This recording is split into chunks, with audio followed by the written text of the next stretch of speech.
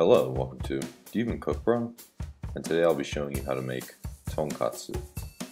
First thing we're going to do is make the tonkatsu sauce. So we need an allspice berry, and we're just going to smash that into a fine powder. Next, dissolve some sugar in soy sauce and rice wine vinegar. The main flavoring in tonkatsu sauce is Worcestershire sauce, so we're going to add some of that, and then add some ketchup. You don't have to stir in between each addition of your ingredients, but the sugar hadn't completely dissolved yet, so that's why I was doing that. So as you see, some mustard needs to be added as well, then some paprika, garlic powder, and some cayenne, which is optional but recommended.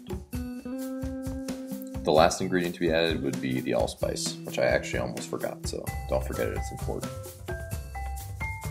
Now that we've got all our ingredients in the sauce, we're going to take it to the stove top over medium-high heat. And if you look at the consistency now, it's kind of runny. So we're basically just going to reduce it by about 1/3.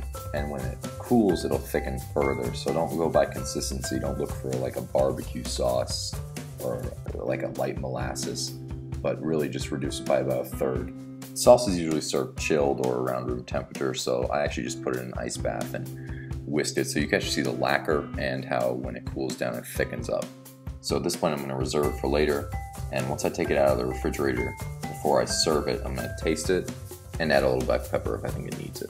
Onto the pork cutlets. I'm going to spray a little bit of water onto a cutting board and then cover that with saran wrap so that it doesn't slide around when I'm pounding the cutlets for the correct consistency. Put the chops on there, spray that, and then add another layer of saran wrap, and we shouldn't really have any movement. Now it's time to get medieval on these chops. I'm just going to take a pan, or you can use a meat tenderizer if you have one, and I'm going to pound these chops about 3/4 of an inch thick.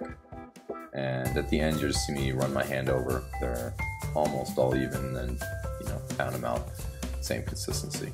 Set up some flour, egg wash, and then your panko breadcrumbs. You do want panko for these because Japanese people use panko breadcrumbs. Anyway, cover your pork cutlet in the flour, shake off the excess flour, dip it in the egg wash, shake off the excess egg wash, and then put it in your bread mixture.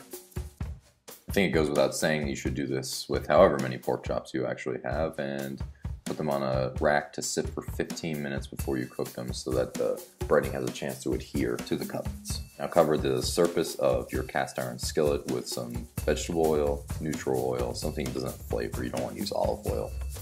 And once your temperature reaches about 350 degrees, put the cutlets in the pan. And in the next segment of the video, I'm going to be showing you how not to flip fried food like a dumbass. Don't do this.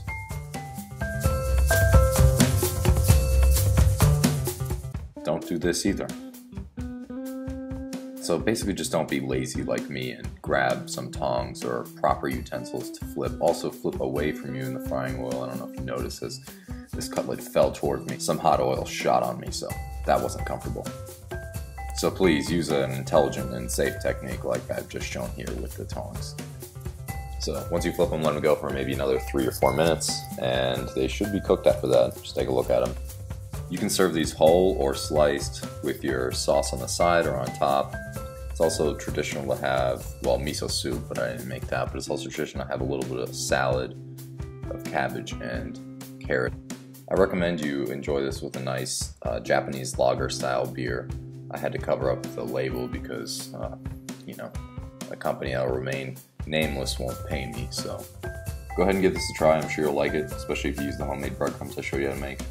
Enjoy!